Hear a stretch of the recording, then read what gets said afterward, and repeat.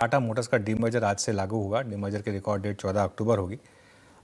Demerger की details के लिए आशीष के पास चलते हैं। आशीष, गुड आफ्टरनून, बताइए। Good afternoon sir. देखिए, टाटा मोटर्स की डीमर्जर डेट का इंतजार बाजार अगर आप देखें तो लंबे समय से कर रहा था और इसी के चलते हम देख रहे हैं कि आज स्टॉक में एक्शन भी आपको नजर आ रहा है। आज से एप्लीकेबल हो गया, लेकिन 14 अक्टूबर अगर आप देखें तो इसके डीमर्जर की रिकॉर्ड डेट है, एक दिन बाद एक्स डेट होगी।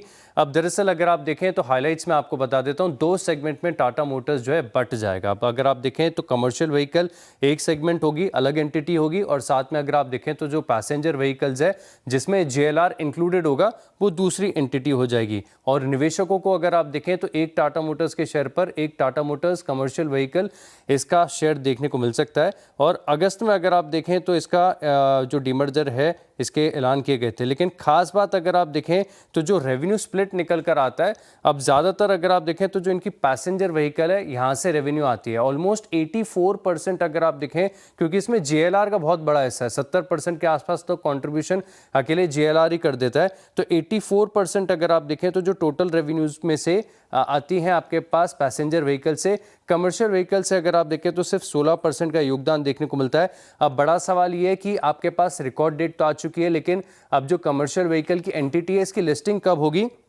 तो बताया जा रहा है कि अब अगले महीने अगर आप देखें तो नवंबर में ये मतलब मिड नवंबर के आसपास लाइकली है कि यहाँ पर लिस्टिंग आपको कमर्शियल व्हीकल एंटिटी की देखने को मिल सकती है। लेकिन बड़े रिकॉर्ड डेट की डिटेल्स आने के बाद अगर आप देखें तो स्टॉक में खास एक्शन नजर आया है।